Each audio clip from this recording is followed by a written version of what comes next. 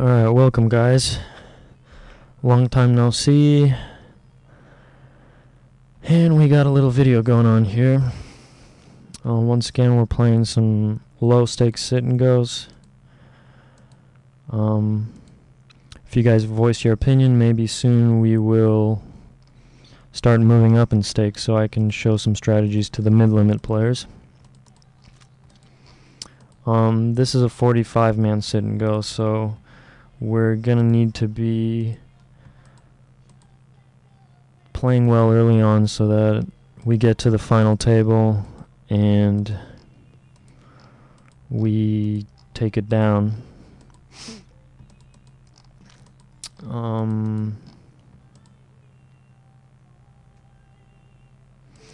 This is a little too early to be gambling, so we're just gonna fold.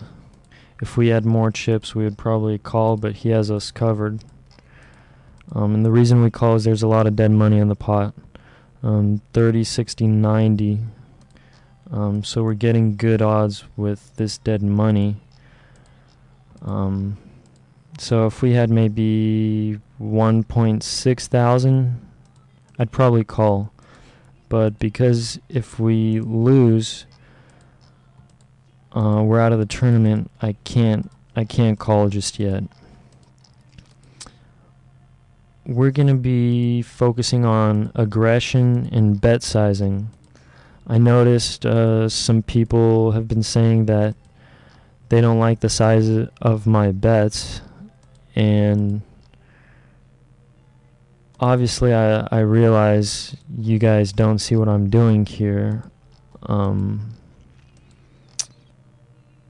I assume you guys play low limits, and so you guys just don't understand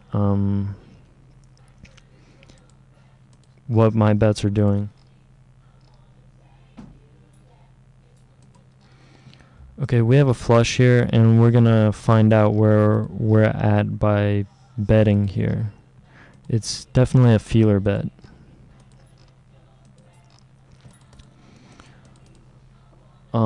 Let's keep up the aggression and let's raise it up to 32 here. This is a bet sizing play I like to make. Oftentimes people are used to seeing a certain amount being bet, and when you bet a different amount, they don't know how to react. Here we're in bad shape. There's a straight flush possibility as well as quads, so we're just gonna let go.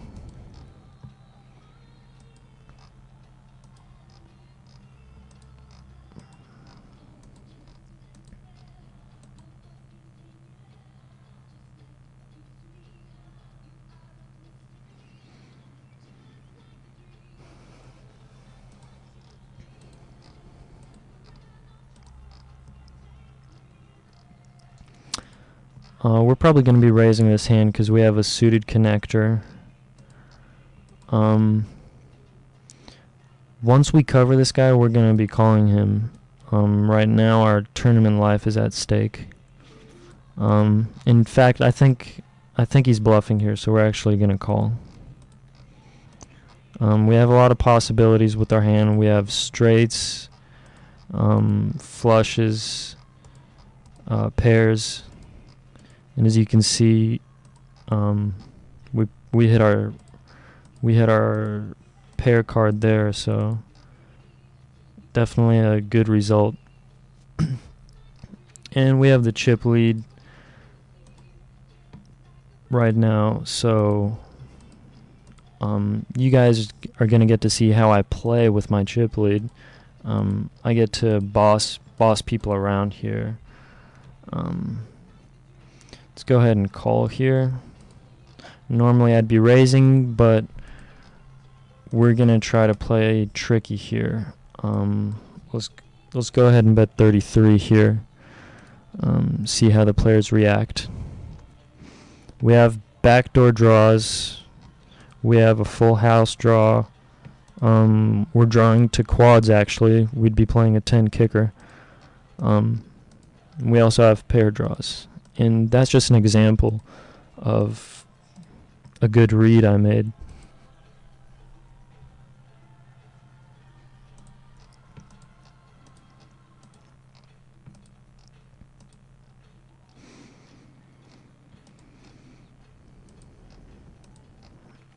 we're probably going to want to slow it down here. We've been very active, so let's just fold the speculative hands when we're in position.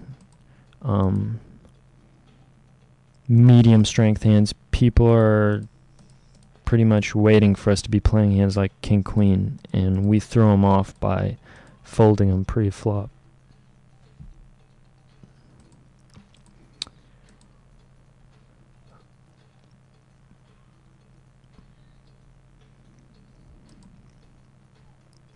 Also, you guys may have noticed I changed my avatar. That's also a play I like to make, basically just to throw people off.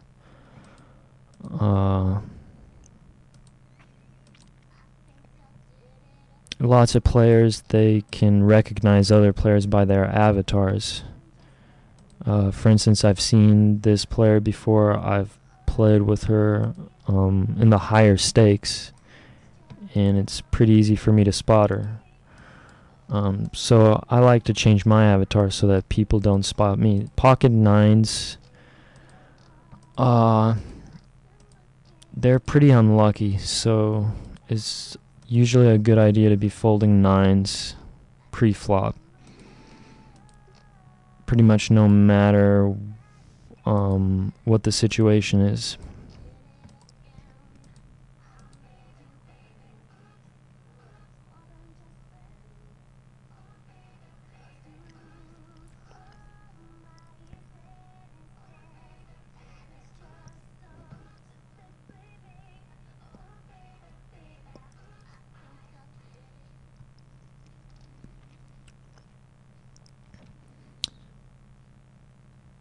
You guys might ask why I'm not so active at this table. I'm playing 14 tables right now, so it's kind of difficult for me to focus on this table. I'm using two mice and 2 monitors. So let's just lay this down. The great advantage of playing 2 mice is you can have 1 mouse on the feature table, and then you can be playing the 13 other tables with your other mouse. There needs to be some special hardware installed. I'm not sure what's...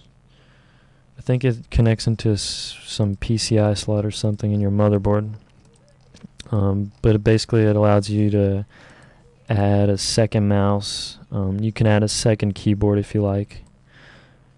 Personally, 1 keyboard is enough for me. However, if you're going to be using 2 mice, I suggest you practice with whichever hand you're not used to doing stuff with. So I'm right-handed, so it took me about a couple months to get used to clicking with my left hand. I was misclicking a lot, and so I lost a couple thousand just from misclicking. It was really brutal for a few months. I would probably misclick 1 out of every 3 pots I was in. We've been sitting back here. Let's make an aggression play here, and then on the flop we'll do a bet sizing play. If you guys have watched my last video, you guys know I like to use a Twilight Zone strategy, and maybe if we get deeper into the tournament we can play the Twilight Zone strategy, but for now we're sticking to basic ABC plays. We're in really good shape here, so well, we have 3 choices. We can min raise, or we can slow play our flush draw and call. I think it would be to our advantage to min raise this, because if we hit our flush we're pretty much going to win, plus we have backdoor straights. Now we have a backdoor 2-pair draw. I'm gonna make a bet sizing play here and bet 51 here, see how he reacts.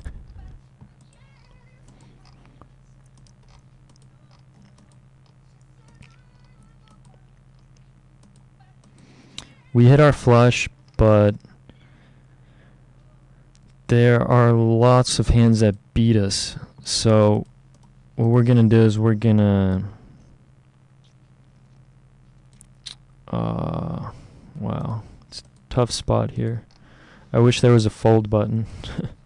Make it a lot easier. You know, I think we might be good. Let's bet 83 here. See how he reacts.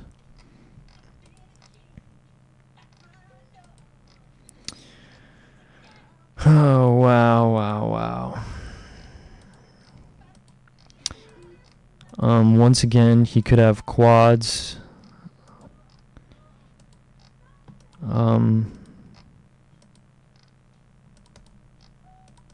There's just too much that beats us, you know. If we were a poor player, we would have called there.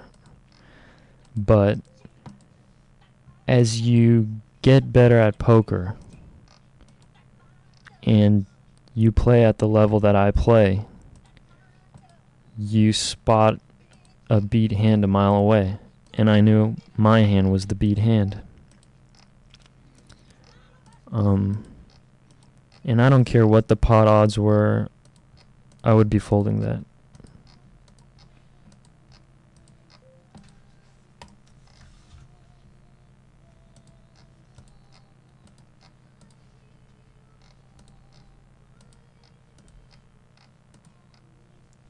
Can I have some juice, please, as well?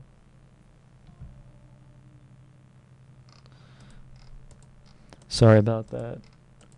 My mom just brought in some bagels with smoked salmon and cream cheese on them. It's an ancient Jewish dish. And my throat's a bit dry, so I asked her for some juice as well. So far, things are going great. We're making great reads, and we're making great folds. And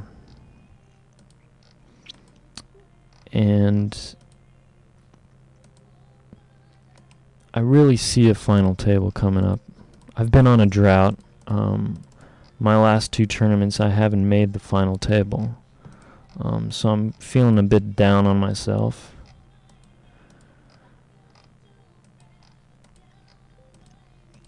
We'll make a bet sizing play here. And instead of raising to 150, we'll raise to 159. It's kind of a marketing play, a tactic people use in convenience stores or Safeway. They'll sell something for, say, $1.99, and that's to fool you into thinking that it's cheaper than it really is. So that's what we're doing, and we're obviously going to call here.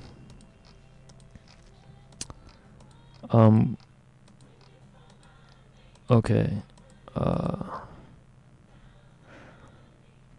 It seems our opponent got lucky, and he flopped a nice hand.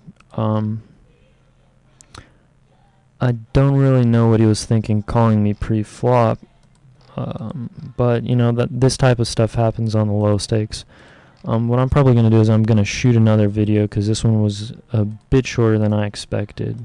But hopefully you guys learned some stuff about bet sizing, marketing strategies that you can take from the big guns at the corporate level and apply them to the poker game. Too bad we didn't get into the Twilight Zone strategy. Maybe next time. Okay, so see you guys soon.